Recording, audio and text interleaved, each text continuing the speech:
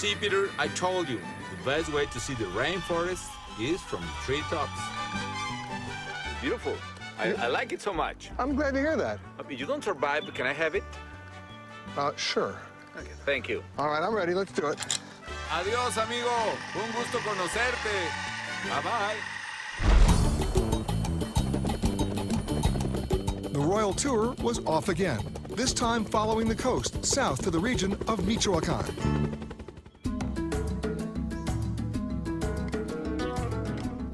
Our destination, the wooded beauty of the forest. I'm liking this.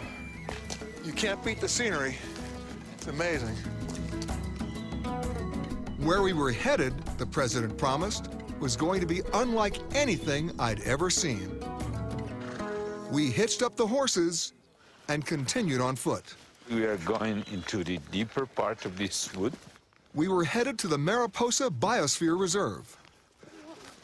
Oh, those are the butterflies. High up in the treetops, monarch butterflies literally filled the sky.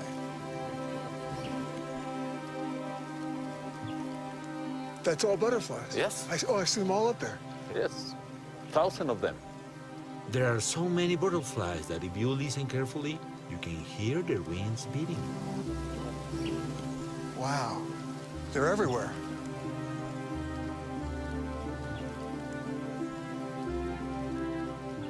Now there are more of them.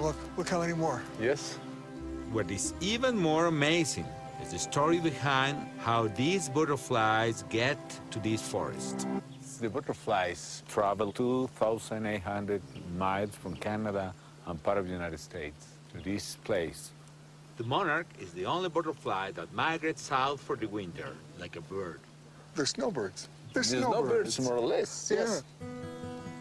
Some scientists say the butterfly could fly more than 50 miles a day, even more than 100 miles.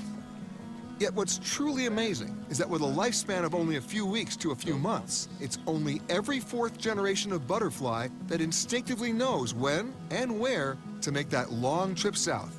The generation living in winter, they realize that they need to do all this way south towards Mexico. So they always arrive this very same place. So they were the original tourists. Yes, yes, yes, yes. How they pass the survival information on across generations remains a mystery.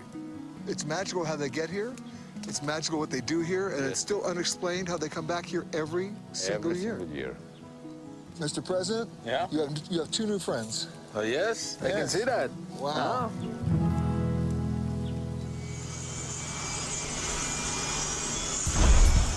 We took off to a spectacular sunset.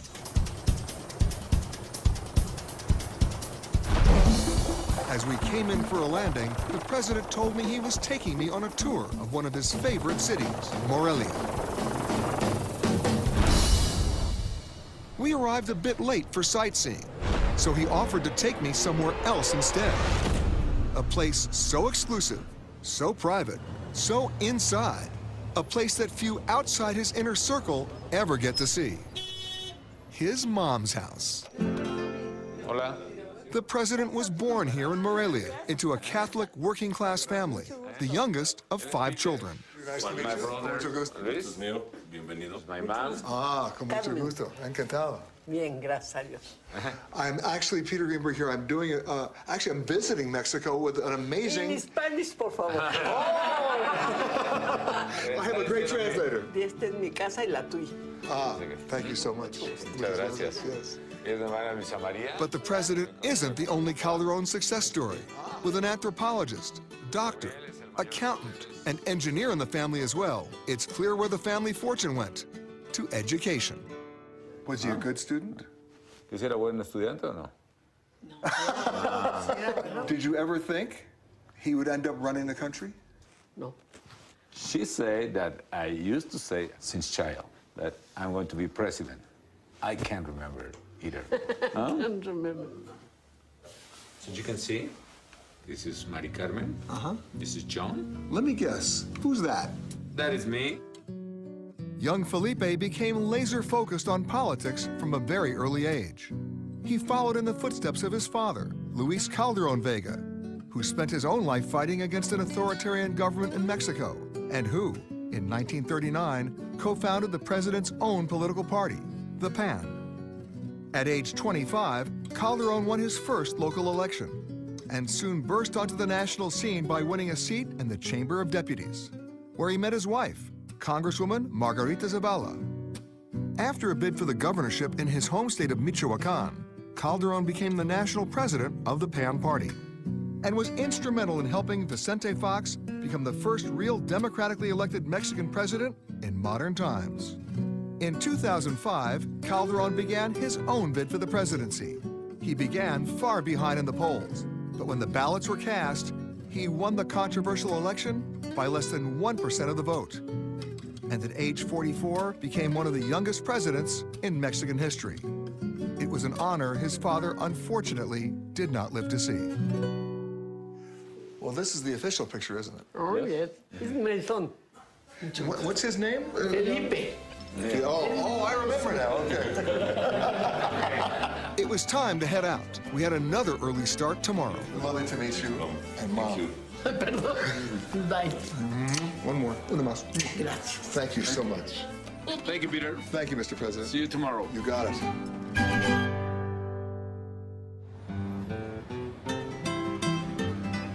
The next morning, the president was eager to show me around his hometown of Morelia, and his pride is understandable. The Spanish first established a settlement here in 1541, and the city still has a colonial European feel. In fact, Morelia has so jealously preserved its architecture that in 1991, UNESCO declared the city a World Heritage Site. Look at the sky. Yes. Beautiful. We met up under the bell towers of the cathedral. These have built by the 17th, 18th century, and it takes more than 100 years to be built.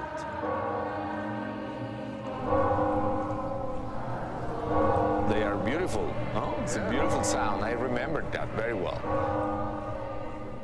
It's very emotional because I know that I belong to this place. I belong to this city. But there was one place the president really wanted to visit, and it was on the other side of town. Peter, this is where I went to secondary school. Mr. President? Hello, how are you? And the students there were in for quite a surprise.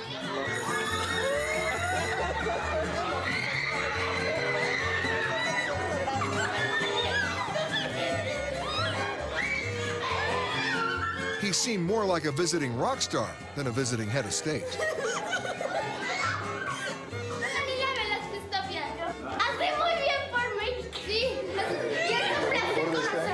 It's a pleasure to meet me, and I'm doing so well for the country. Ah.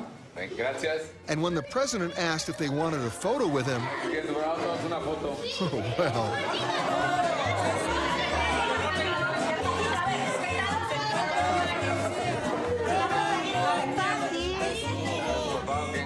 Okay. That was fun.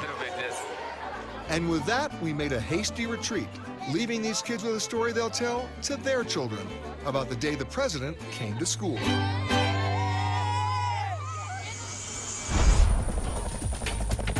Now we are headed northwest. Next, I'm taking you to the lagoons of the world-famous Baja California.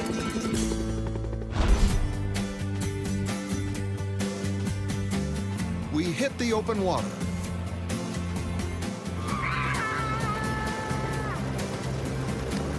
Our destination, the lagoon at Ojo de Liebre. Every year, thousands of gray whales make an incredible journey to reach this spot. It's the longest migration of mammals in the world. They come from Alaska and the North Pole to this place. It's probably 14,000 miles. They are swimming like 24 hours a day.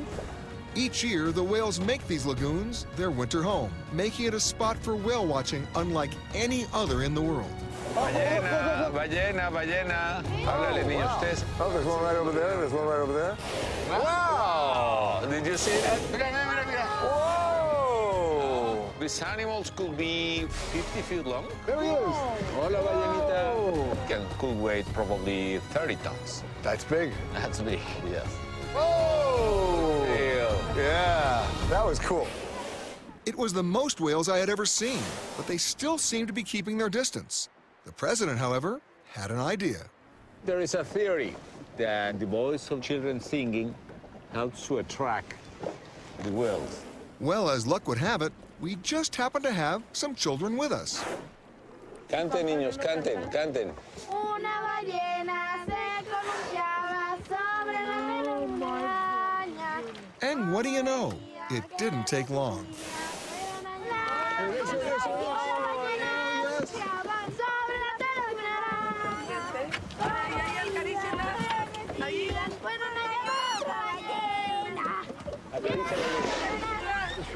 It was a magical moment, a communion between children and nature.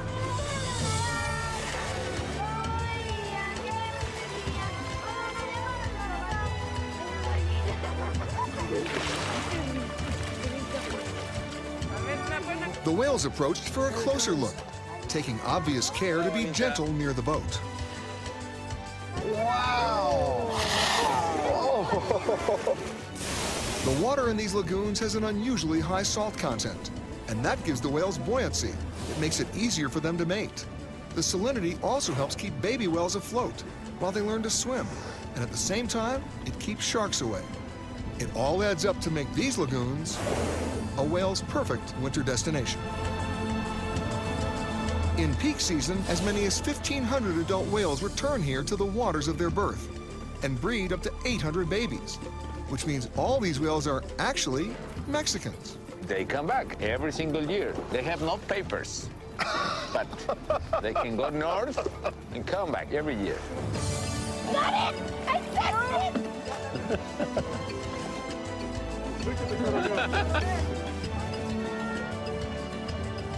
Why these whales bring their young to interact with humans is a mystery, even to scientists. Some say it's simple curiosity, but others see a more personal connection. It's nothing scientific, but these are very emotional animals. The whales like the voice of the kids, the sound of the kids, or the spirit of the kids. What about the voice of the president singing? Well, I think that they don't care about the voice of the president. They're very rational. Hola, hola, hola. Oh. Hola, hola, hola. See, I saw you touch the whale. Oh, well, that's the Mexican hospitality. Adiós, ballenas. Adiós, ballenas. Adiós, nos vemos el año que entra.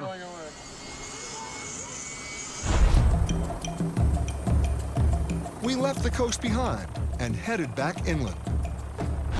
At our next stop, the president told me we'd be doing some spelunking.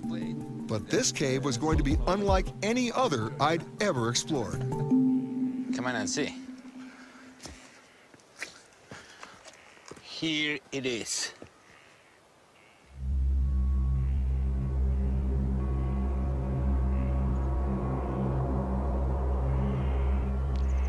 Oh, my God.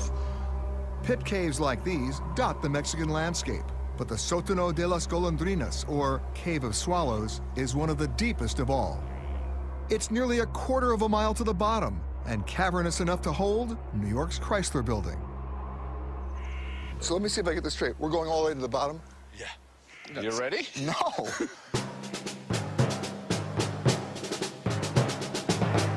¿Listos? Peter, don't worry. This is all perfectly safe. Somehow, that didn't make me feel any better. Good luck, my friend. It has been a pleasure to meet you. You are a sadist.